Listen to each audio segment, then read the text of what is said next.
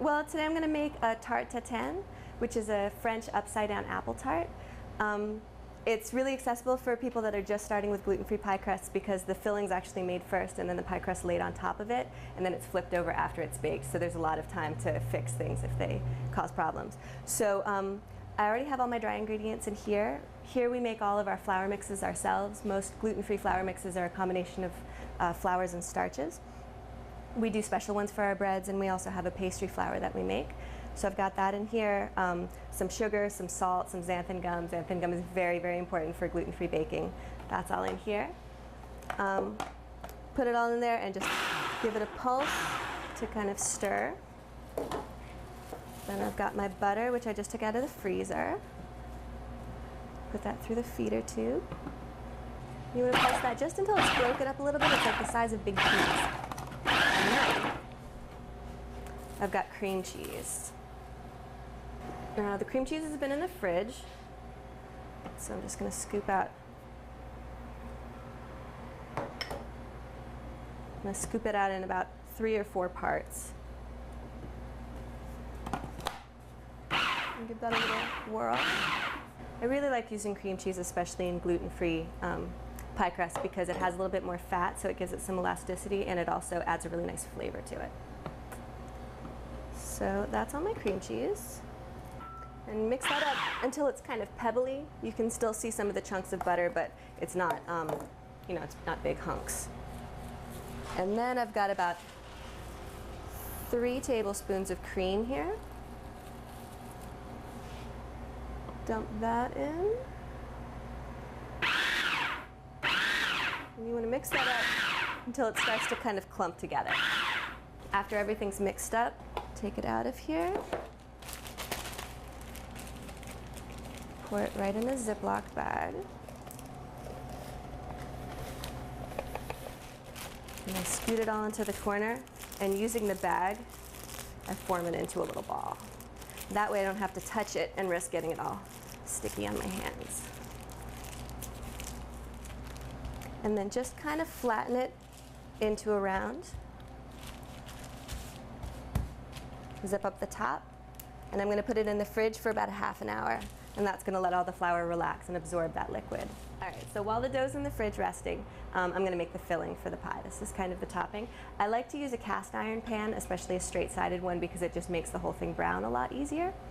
What I'm going to do is I have these apples are already peeled and cored, and they're cut into quarters. So I'm going to dump these in here. It's about 3 pounds of apples. And then I've got some lemon juice and about half a cup of sugar.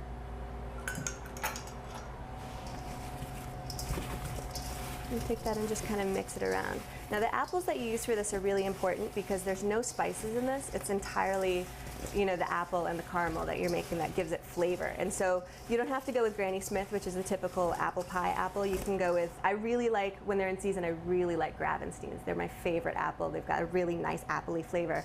But this is a good time to go, apple tasting at one of the orchards and pick out your favorite apples. I'm using a mix right there. And I've got the pan on about low to medium.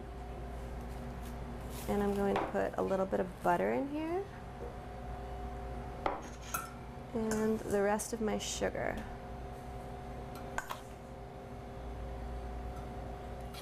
Now you don't have to use butter with this, you can also use water, but it's not that much butter, it makes it taste better. So when that's nicely combined, I take my apples. Now what you want to do with your apples is overlap them, and you're just going to make concentric circles. And because this is going to cook down to, mushy apples and be flipped over, like decoration isn't really important in here, but you do want to kind of cover as much ground as you can. So I'm going to pack them in nice and tight.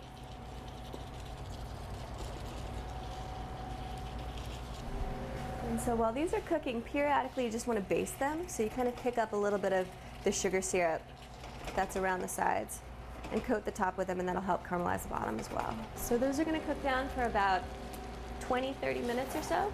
And while that's happening, we can roll out the pie crust and put it back in the fridge. So now your pie crust is sat in the fridge for about half an hour or so. It's nice and soft. And so what you're going to do is take a pair of scissors and cut off the sides of this bag. And now you keep that plastic on there, and you just roll right on top of it. You want to roll it out slightly bigger than your pan.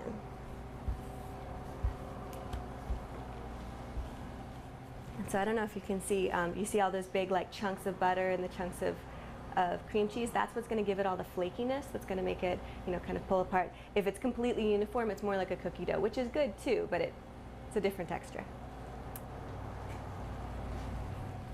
And then when you get down to the corner here, you just open it up and reposition the plastic.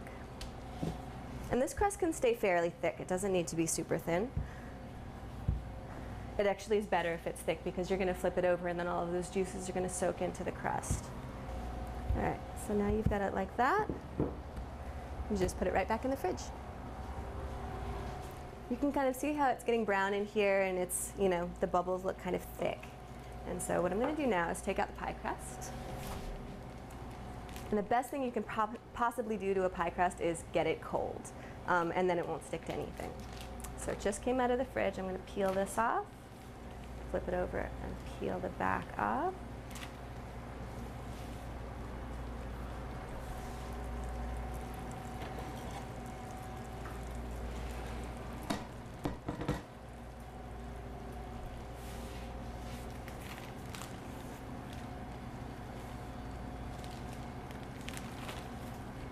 Now I'm just going to lay this right over here and then go ahead and tuck the ends in right around those apples so it makes a nice little nest.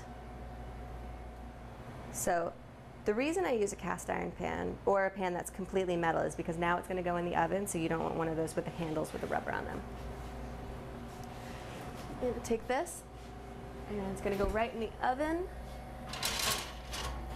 for about 20 minutes or so, until the crust is nice and brown. All right, so we got a nice brown pie crust. So just to be safe, I'm going to slide this around the side, make sure that it's kind of releasing. The sugar syrup is extremely, extremely hot, so be very careful when you flip this over.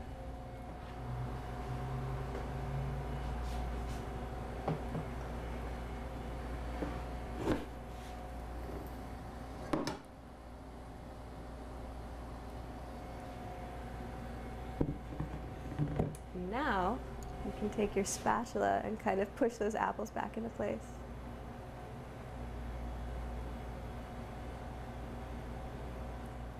And that's it. And then you usually eat it warm with whipped cream or ice cream or creme fraiche, but that's a Tarte Tatin.